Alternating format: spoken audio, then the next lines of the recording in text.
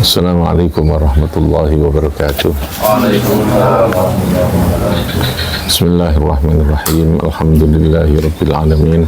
Wassalatu wassalamu ala asyrafil mursalin sayyidina wa maulana wa habibina wa syafi'ina Muhammadin sallallahu alaihi wasallam wa ala alihi wa ashabihi ajma'in. Subhanaka la ilma lana illa ma 'allamtana innaka antal alimul hakim. Rabbi shrah li sadri wa yassir li amri wahlul 'uqdatam min lisani yafqahu qawli, amma ba'd. Kita lanjutkan ngaji kita terkait dengan syariat yang berkaitan dengan fikih, ya, fikih muamalah. Jadi intinya muamalah itu adalah hubungan yang terjadi antara manusia, ya, antara manusia ini dengan sesama manusia, antara manusia dengan sesama makhluk, ya, dengan alam dan sekitarnya.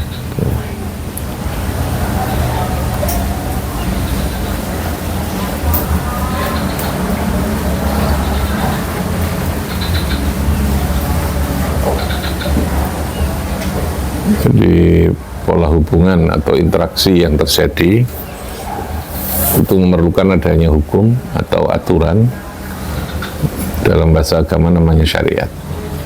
Sehingga pola hubungan atau interaksi itu bisa melahirkan adanya kehidupan yang lebih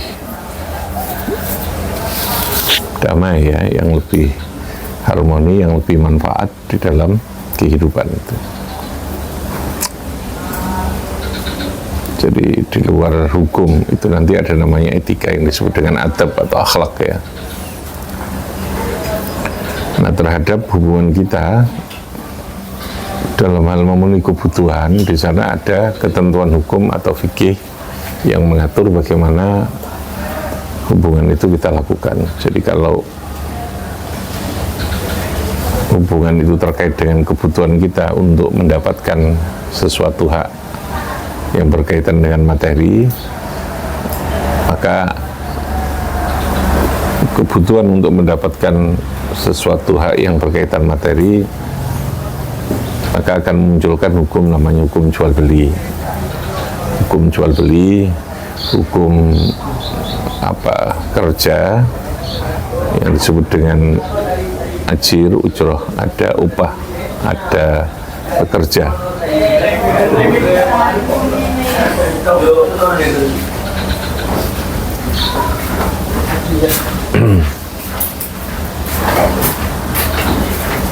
Jadi lebih pada pola hubungan yang bersifat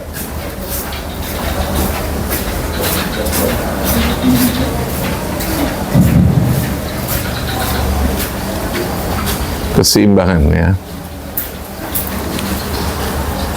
Maka di sana lalu muncul kemudian ada istilah asyurut, al-mu'minun ala syurutihim. Jadi orang mukmin itu tergantung kepada perjanjian. Perjanjian itu yang munculkan namanya akad, ya. Syurut itu artinya perjanjian. Lalu kemudian muncul namanya antarodin. Antarodin itu pola hubungan harus dilakukan secara sukarela, tidak boleh ada unsur pemaksaan. Jadi ketika hubungan hukum itu dilakukan dengan pemaksaan, maka untuk akibat yang dimunculkan dari hukum perbuatan itu tidak dianggap oleh syariat itu. Orang jual beli kok dipaksa, ya, dipaksa melakukan jual beli, maka tentu paksaan itu tidak menjadikan jual beli itu sah, karena dalam posisi yang tidak ikhtiariyah, tidak kehendak sendiri, apalagi sampai pada antarodin itu. Nah, karena ridho itu sesuatu yang abstrak, ya, maka lalu dalam syariat atau dalam fikih itu diwujudkan dalam bentuk namanya akad. Akad itu di dalamnya ada sighot. Sighot itu adalah bentuk pernyataan yang terkait dengan jenis kesepakatan yang diambil. Maka dalam siwat itu ada namanya siwat ijab, ada qabul, ya. Ijab itu menetapkan sesuatu, qabul itu menerima atas penetapan itu. Jadi kalau di dalam jual beli ya, wong sing duwe barang, ketika dia menjual barang itu, dia melakukan namanya ijab, menetapkan, menegaskan bahwa dia menjual barang yang dia miliki itu. Bi'atuka hadza umpamanya. Yaitu saya menjual sapa ingsun ka ing sira hadza ini. Ini saya jual kepada kamu. Nah, pernyataan itu menjadi simbol dari antarodin tadi itu. Nah, hukum tetap akan melihat sesuatu yang sifatnya faktual, kemarin saya katakan, yang lahir itu ya. Nek lahir wong sing ngatakan saya jual pada kamu, berarti dia itu ridho. Dinino atine gak ridho itu urusan lain. Paham ya? Yang kita hukumi adalah apa yang kita lihat, yang kita dengar, yang kita rasakan, yang kita lihat itu. Nah, pembeli maka dia akan namanya qabul. Qabul itu menerima. Ishtari itu hadza. Ya, saya beli ini dengan harga ini. Nah, ikatan yang dibangun atas dasar zigot tadi ini adalah berupa perbuatan hukum yang di situ akan mempunyai akibat hukum. Akibat hukum itu apa ya? Tentu diantaranya bahwa barang yang dinyatakan, barang dalam jual beli itu namanya mabi ya. Mabi atau barang yang dijual, otomatis akan terjadi perpindahan dari yang punya, yang pemilik pertama, lalu kemudian pindah kepada pembeli yang kedua itu. Begitu pula duitnya pembeli, ya, duit sing tuku, yang semula milik dia pembeli, lalu dia akan berpindah menjadi milik orang yang menjual barang itu. Jadi pola ini diatur agar supaya terjadi ketertiban dalam pola hubungan yang diinginkan itu. Dari mana interaksi atau pola hubungan itu terjadi? Ya karena ada kebutuhan. Kita ini kan punya banyak kebutuhan ya. Kebutuhan apapun terkait dengan kehidupan kita ini yang tidak bisa kita penuhi sendiri, yang harus melakukan hubungan dengan pihak kedua atau pihak orang lain, maka pemenuhan kebutuhan itu akan melahirkan tindakan hukum. Paham ya? Tindakan hukum itu yang disebut dengan perbuatan hukum tadi. Nah, perbuatan hukum itu akan melahirkan terjadinya akibat hukum. Jual beli itu namanya perbuatan hukum, ya. Jual beli namanya apa? Perbuatan hukum. Bahwa yang kita lakukan ini kita sedang berbuat hukum. Pakai istilahnya perbuatan hukum. Perbuatan hukum ini melahirkan namanya akibat hukum. Dalam bahasa agama namanya athar. Ma yatarattabu alaihi atharhu, sesuatu yang dia akan melahirkan akibat atau asar dari sesuatu perbuatan itu. Kalau itu dalam jual beli ya akhirnya kita yang semula tidak punya HP ini miliknya yang punya toko, lalu kemudian ketika kita beli ya HP ini menjadi milik kita. Perpindahan hak ini menjadi milik kita itu namanya akibat hukum. Kita lalu juga karena sudah memiliki ini ya, kita boleh makai, boleh ngasih kepada orang lain, gitu ya. Boleh menjual, boleh menggadaikan sesuai dengan yang melekat pada setiap hak atas benda itu. Dan benda itu kan punya hak, ya. Ada aturan yang sifatnya melekat itu. Jadi itu perbuatan hukum. Nah, perbuatan hukum itu diatur, gitu ya. Kalau dia tidak memenuhi ketentuan yang terkait dengan aturan-aturan bagaimana sesungguhnya atau bagaimana seharusnya perbuatan hukum dilakukan, ya tentu akibat hukumnya itu tidak terjadi nanti itu. Nek jual belinya tidak sah ya berarti nggak ada perpindahan hak. Kalau tidak ada perpindahan hak milik, otomatis juga tidak ada akibat-akibat lain yang berkaitan dengan benda itu. Tidak boleh memanfaatkan, tidak boleh, dan seterusnya. Itu ya, urutan gitu ya, urutannya. Manusia ini karep, ini kehendak, punya kebutuhan untuk memenuhi yang kita inginkan, yang kita butuhkan. Kebutuhan ini akan melahirkan interaksi hubungan. Nah, pola hubungan ini akan melahirkan namanya perbuatan atau tindakan hukum, perbuatan hukum. Nah, perbuatan hukum itu akan melahirkan namanya akibat-akibat hukum. Akibat hukum adalah segala hal yang lahir dari sebuah perbuatan hukum. Karena tidak semua perbuatan kita ini perbuatan hukum, ya. Kamu tidur itu kamu sedang tidur, enggak, bukan perbuatan hukum, ya. Perbuatan hukum itu bila terjadi interaksi minimal ada dua pihak gitu ya. Paham ya? Dalam perkawinan, ketika orang mempunyai kebutuhan yang berkaitan dengan kehidupan berkeluarga atau rumah tangga, pola hubungan itu akan melahirkan namanya hubungan hukum yang berupa perkawinan. Nikah itu adalah perbuatan hukum. Dia akan berakibat ketika sudah muncul atau sudah dinyatakan sah perbuatan hukum yang berupa perkawinan, ya akan punya akibat hukum. Akibat hukumnya apa? Kalau dia lahir anak, maka anak itu menjadi anak dia yang punya hubungan nasab, punya hubungan waris, itu kan seterusnya, punya hubungan mahram gitu ya. Paham ya? Jadi maka perlu diatur itu. Perlu diatur, dan aturan itu namanya fikih. Tapi tumpuannya tadi itu ya. Tumpuan hukum muamalah itu antarodin tadi ini ya. Ansyurut dari kesepakatan yang kita ambil, tapi tentu kesepakatan tidak boleh melanggar aturan syariat ya. Kesepakatan yang masih dalam wilayah mubah, yang masih boleh, tidak boleh membuat kesepakatan yang melanggar syariat. Oke, saya jual beli pada kamu ini ya, tapi nanti kita pesta, setelah ini kita harus pesta minuman khamr, arak, ya tidak boleh.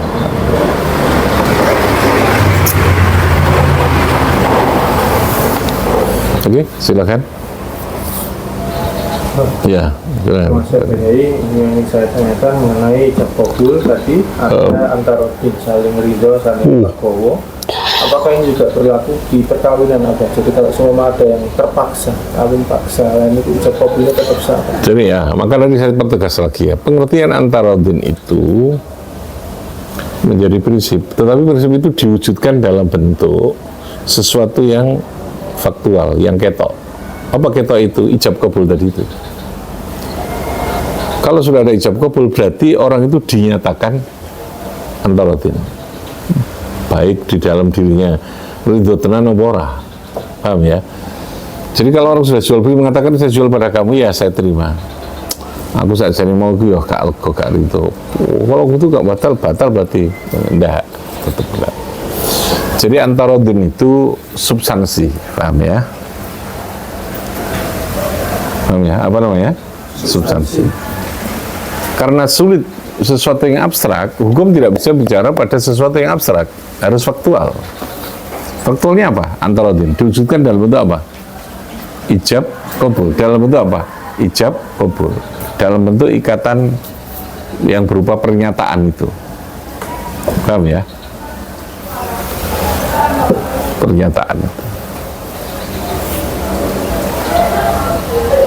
Sehingga perlu ada sihot tadi itu ya. Sihot itu.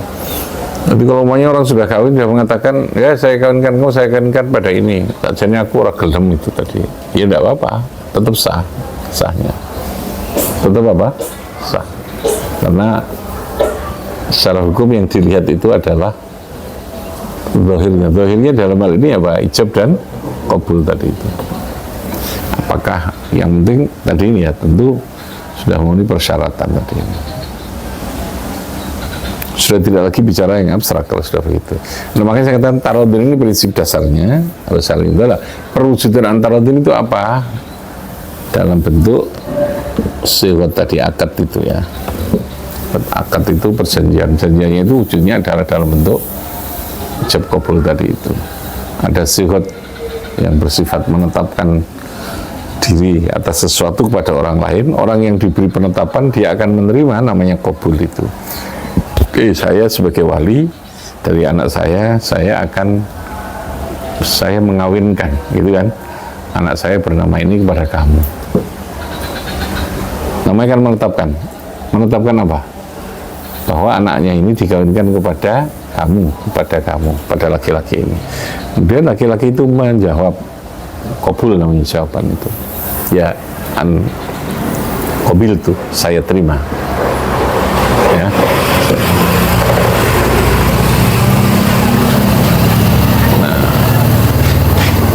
Akad itu, sikut qabul itu sebagai simbol gampang ya. Dia perwujudan dari apaan? Tarodin. Dene no ati gak tarodin betul. Dek ridho itu tidak terkait, asal sudah diwakili tadi.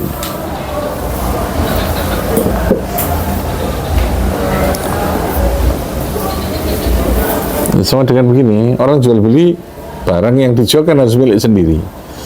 Sementara barang dia ternyata sesungguhnya adalah barang curian. Mencuri itu kan bilang orang lain ya, harus dibawa. Sementara yang beli ini kan tidak tahu kalau ini barang curian. Paham ya? Ini milik saya, dia sudah ngomong ini milik saya jual kepada kamu. Paham ya? Dia tidak tahu, oh ini curian, nggak tahu, ya sah, sudah sah. Kecuali kalau nanti dia setelah itu diberitahu, gitu loh ya. Nek gak rusak terus ya gak sah, jadi aku mau gak dikandani ya, sing ruh gak ngandani ya gak apa-apa gitu, tetap sah. Tapi kalau diberitahu baru dia harus membatalkan, karena apa? Ada cacat ternyata tadi yang saya lakukan, gitu ya. Dalam hal kepemilikan, karena dalam jual beli barang yang dibeli, yang dijual atau yang kita beli itu harus barang yang menjadi milik pembeli itu secara sempurna. Contohnya begitu ya. Sama dengan orang perkawinan ya, kawin dia tahu ini anak saya, ternyata walinya itu bujui, ya kita tidak tahu ini bukan anakmu, paham ya? Kan tidak sah karena bukan anaknya dia mengawinkan. Nah selama dia tidak tahu ya tetap sah, jalan saja, semua akibatnya bagi dia tidak apa-apa, paham ya?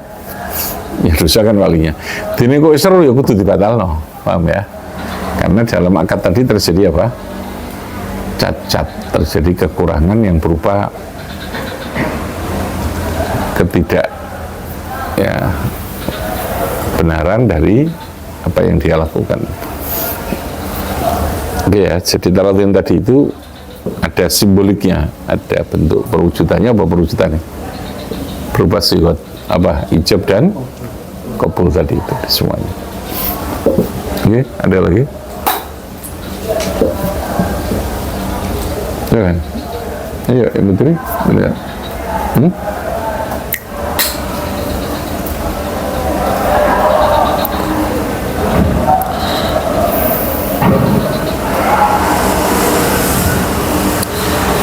Nah, karena prinsip kembali ya, kalau dalam muamalah itu kan dalam agama itu mengaturnya secara global ya, secara apa?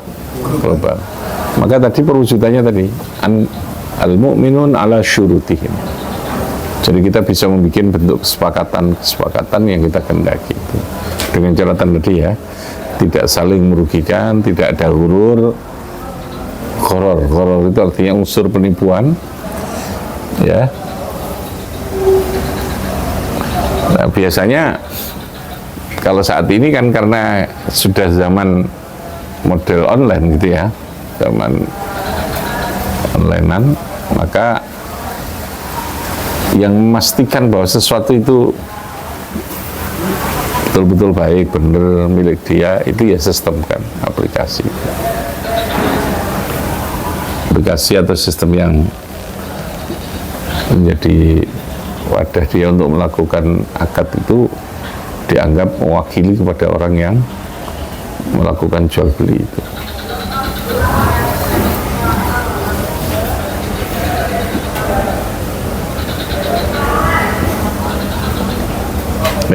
Silakan.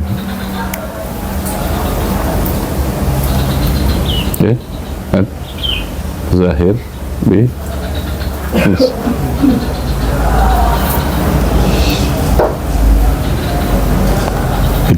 Syahid ada. Ini apa ini? Ujian anak-anak. Bismillah terus. Orang mati.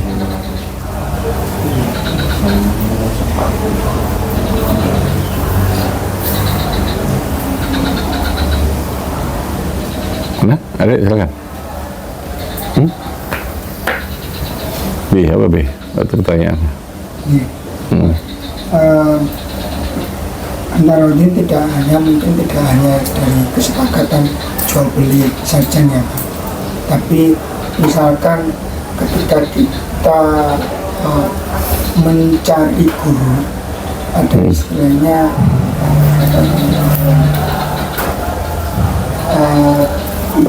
ijazah dan lain sebagainya, itu Persyaratan. Kenapa? Misalkan nyuwun ijazah ataupun ketika kita mendapatkan sesuatu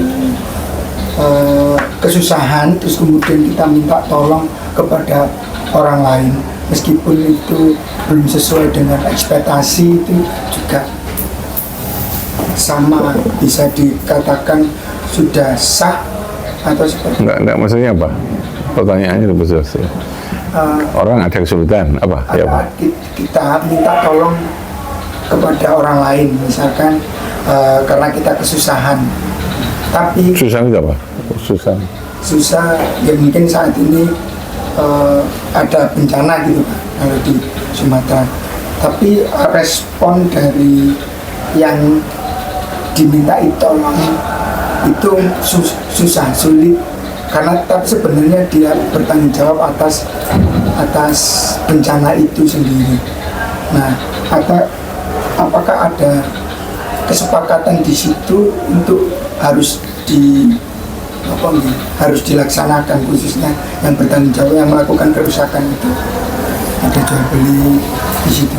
Ini pola hubungan apa itu? Bentuknya apa namanya? Sosial, Sosial, ya, seperti pemerintah sama rakyatnya gitu. Jadi kan begini, tentu harus dipertegas dulu ya. Ketika terjadi sebuah bencana itu kalau karena akibat yang sangat jelas dilakukan oleh seseorang yang menimbulkan bencana, maka tentu di sini akan melahirkan namanya tanggung jawab.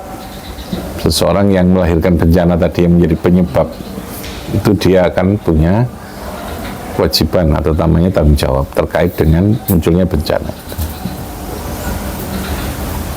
Jadi yang kita urut itu perbuatannya.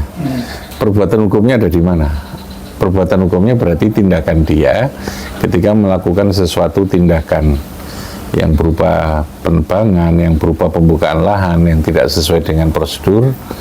Ketika itu dilakukan lalu memunculkan bencana, maka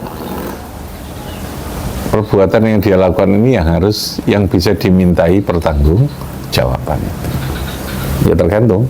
Kalau itu sampai pada tingkat sesuatu yang disengaja, yang teledor, yang tidak mempertimbangkan keberlangsungan, keamanan, termasuk tadi munculnya bencana dan sebagainya, tentu perbuatan yang dianggap menyimpang itu akan melahirkan akibat tanggung jawab yang berupa hukuman. Tapi tentu kan ini prosedurnya harus melalui pengadilan. Semua hukum yang menyangkut tentang tindakan ini harus dibuktikan dulu, paham ya? Dibuktikan dulu. Yang ditanya yang apanya? Yang itu ya Pak. Apakah ketika konsekuensi kita melakukan sesuatu, ada kesepakatan dalam diri kita untuk harus melakukan sesuatu? Melakukan sesuatu, kok sentuh bingung? Yang merugikan. Misalkan kan pemerintah sudah melakukan penambangan ya, jual beli, terus kemudian ada dampak yang makanya itu harus diuji kan, apakah betul dampak itu muncul. Maka ketika uji di mana kalau dalam proses hukum itu tidak sesuai dari awal. Makanya untuk menentukan bahwa tindakan yang dilakukan oleh pemerintah atau pihak swasta yang melakukan bentuk penebangan atau pembukaan lahan itu yang lalu kemudian berpotensi menimbulkan bencana, itu kan harus diurut dulu ya, diurut dulu. Artinya harus tetap dilihat. Mungkin secara lahir bisa dinyatakan oke, jelaslah itu akan ini kan gitu ya. Tapi untuk menetapkan dia bersalah itu siapa yang berhak menetapkan? Tetap hukum kan, pengadilan ya. proses pihak yang berwajib gitu pengadilan. Sehingga perlu dilakukan proses yang terkait dengan pengadilan tadi itu ya, pengadilan itu. Ya bisa, kalau itu bisa. Tapi itu tadi kan, semua bentuk tindakan yang dianggap apakah itu hubungan pribadi antar pribadi ya, apakah itu hubungan antara negara dengan pihak masyarakat atau masyarakat kepada negara, yang dianggap di situ menimbulkan sesuatu hal yang merugikan pada salah satu pihak, paham ya, kepada masyarakat, ini bisa dilakukan proses sesuai prosedur itu.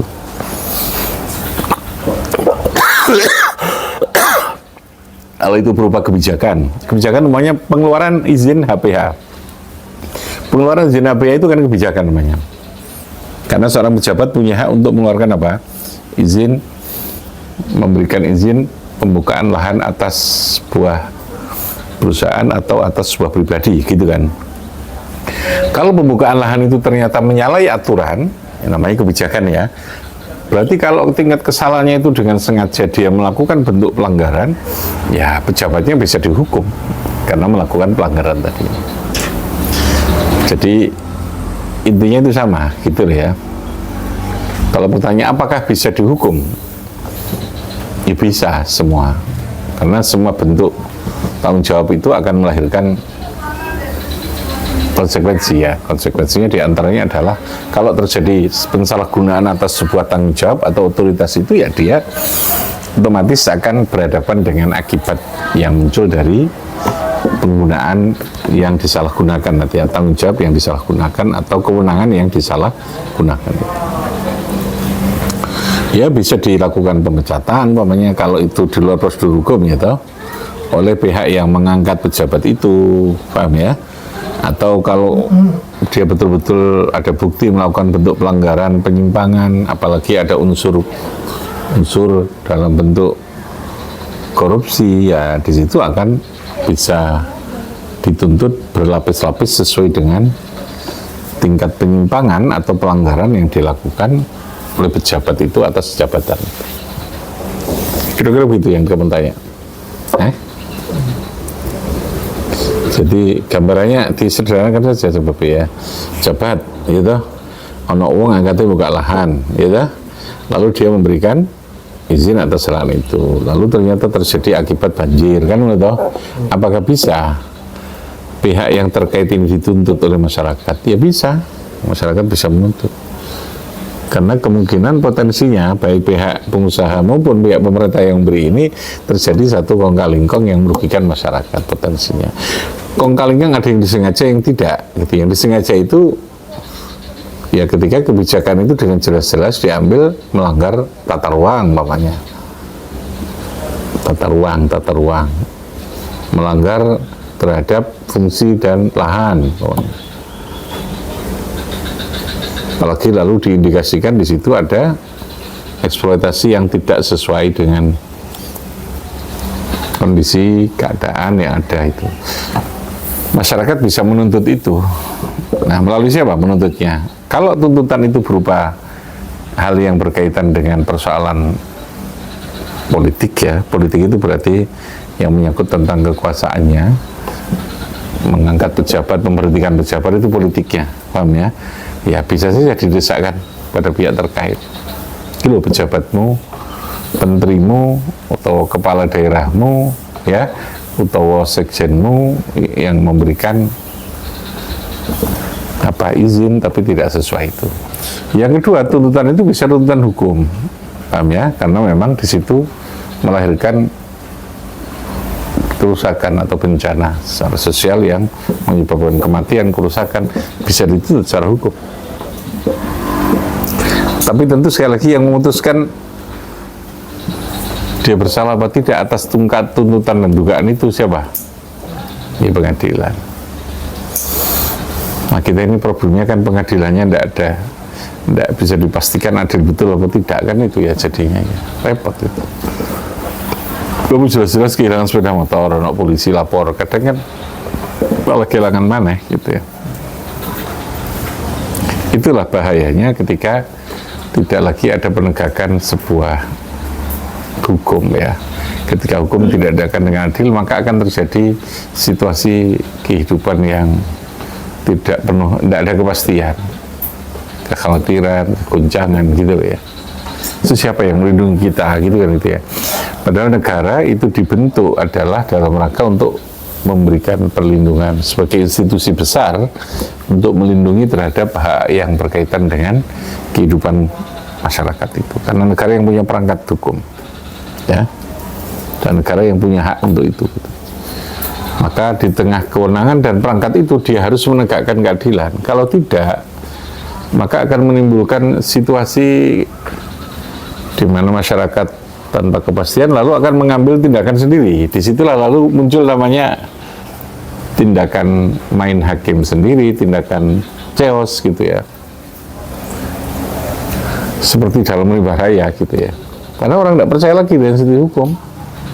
Ya sudah, saya adili sendiri saja gitu. Kalau semuanya memutuskan begitu kan bahaya. Paham ya? Makanya keberadaan pemerintah dan negara dalam kehidupan masyarakat itu menjadi wajib, harus ada itu.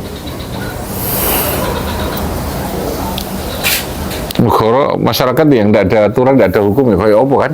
Itu sopo sing angkate tidak bisa melindungi hak milik, tidak bisa melindungi jiwa gitu ya. Oke, kembali pada pertanyaan kamu tadi. Bisa. Urutannya tadi itu ya. Untuk konsekuensi hukumnya setelah kesepakatan, misalkan ada yang kecewa nih. Semua, iya. Semua bentuk perbuatan hukum tadi pasti akan menimbulkan apa? Akibat hukum tadi itu. Kecewa itu sikap ya, apa namanya, sesuatu yang sifatnya abstrak. Perwujudannya apa? Kerugian, paham ya?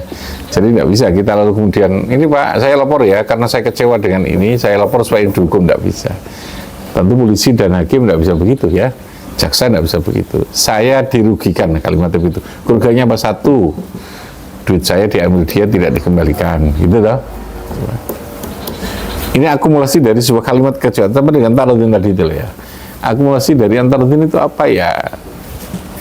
Faktanya dia telah melakukan ijab qabul itu berarti ridho gitu ya. Faktanya dia ada kekecewaan itu karena ada ini buktinya ini. Jadi kalau sudah masuk pengadilan itu yang muncul ya tentu satu bayyinah. Karena hakim akan memutuskan berdasarkan fakta. Berdasarkan apa? Fakta, berdasarkan bukti. Bukti itu bisa dari saksi, ya, bisa dari apa, barang-barang yang menjadi alat bukti gitu ya, bisa jadi orang ahli, paham ya? Makanya hakim minta menghadirkan.